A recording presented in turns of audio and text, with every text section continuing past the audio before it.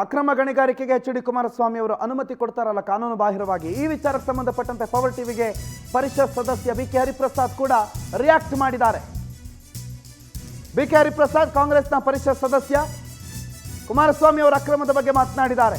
ರಾಜಭವನವು ಬಿಜೆಪಿಯ ಕಚೇರಿ ಆಗಿಬಿಟ್ಟಿದೆ, ನಾಳಿನ ಜನಾಂದೋಲನ ಸಭೆಯಲ್ಲಿ ಇದರ ಬಗ್ಗೆ ಉತ್ತರವನ್ನು ಕೊಡ್ತೀವಿ ಅಂತ ಪರಿಷತ್ ಸದಸ್ಯ ಬಿ.ಕೆ. ಹರಿಪ್ರಸಾದ್ ಪ್ರತಿಕ್ರಿಯೆ ಕೊಟ್ಟಿದ್ದಾರೆ. ಪವರ್ ಟಿವಿ ಜೊತೆಗೆ ಮಾತನಾಡುವ ಸಂದರ್ಭದಲ್ಲಿ ರಾಜಭವನ್ ಕುಮಾರಸ್ವಾಮಿ ಅವರ ವಿರುದ್ಧನೂ ಪ್ರಾಸಿಕ್ಯೂಷನ್ಗೆ ಲೋಕಾಯುಕ್ತರ ಒಂದು ರಾಜ್ಯಪಾಲರ ಅನುಮತಿಯನ್ನು ಕೇಳಿದ್ರು. ಇದುವರೆಗೂ ಕುಮಾರಸ್ವಾಮಿ ವಿರುದ್ಧ ಕೊಟ್ಟಿಲ್ಲ. ಅದಕ್ಕೆಲ್ಲ ಉತ್ತರ ಅಲ್ಲಿ ಕೊಡೋಣ ಮೈಸೂರಲ್ಲಿ ನಾಳೆ. ಅವ್ರು ಏನೇನು ಮಾತಾಡಿದ್ದಾರೆ ಅದನ್ನೆಲ್ಲ ಕ್ರೋಢೀಕರಿಸಿ ಎಲ್ಲದಕ್ಕೂ ಉತ್ತರ ಕೊಡೋಣ ನಾಳೆ. ಅದಕ್ಕೋಸ್ಕರ ಸಭೆಯನ್ನು ಕರೆದಿದ್ದೀವಲ್ಲ.